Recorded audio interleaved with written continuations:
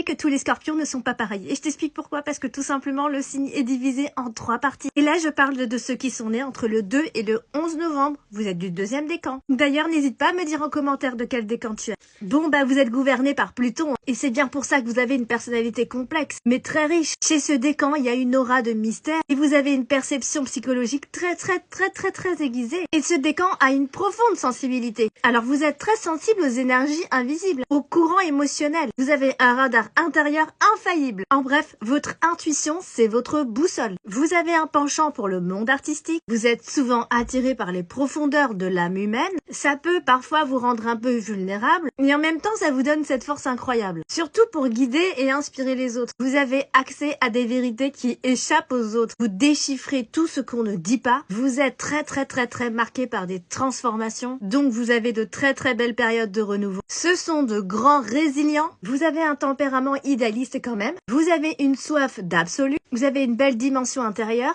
Une recherche d'évasion. Vous pouvez être parfois confus et incohérent. Des fois discret et des fois très sûr de vous ou très fier de vous. Mais plus généralement, on vous voit plutôt comme quelqu'un de réservé et de timide. Mais vous pouvez en surprendre plus d'un. Donc tout dépend bien évidemment des circonstances. Professionnellement, vous ne recherchez pas forcément la reconnaissance ou encore le prestige, mais votre rigueur, votre sérieux, votre persévérance vous permettent souvent d'évoluer. Ce qui est à maîtriser chez vous, c'est votre impulsivité, voire votre excès de franchise. Ça, c'est un aspect de votre personnalité qui a tendance à vous desservir, surtout en milieu professionnel. Alors sur le plan amoureux, vous êtes quand même un sensible romantique et qui a souvent du mal à avoir le contrôle finalement sur sa vie affective. Il y a une nature mystérieuse chez vous qui laisse penser que vous êtes impénétrable. Et c'est pour ça en fait que vous êtes difficile à cerner. En tout cas pour la personne qui partage votre vie. Vous avez souvent envie de prendre le large. Alors ça c'est pour mieux vous retrouver et surtout pour savourer les petits moments du quotidien. Vous avez quand même tendance à voir la vie en rose et les autres peuvent vous reprocher de ne pas voir la réalité en face. Mais c'est votre façon à vous de positiver. Vous pouvez avoir envie de chercher le pouvoir. Ce besoin de dominer reste quand même présent, mais vous ne l'exprimez pas toujours. Donc en fait, il y a une certaine ambiguïté chez vous. Mais c'est en fait votre plus belle force. Vous êtes capable de tout surmonter en silence. Et il faut le dire, dans votre vie sentimentale, vous faites vibrer votre partenaire. Alors le bémol, c'est que vous pouvez être un petit peu possessif et facilement tomber sous l'emprise de la jalousie. Votre rancune, on en parle ou pas? Votre rancune est égale à votre droiture. Gare à la piqûre de ce décan. Mais seulement s'il s'est senti vraiment menacé. Donc c'est un être complexe, torturé de l'intérieur et il a bien souvent du mal à trouver la paix.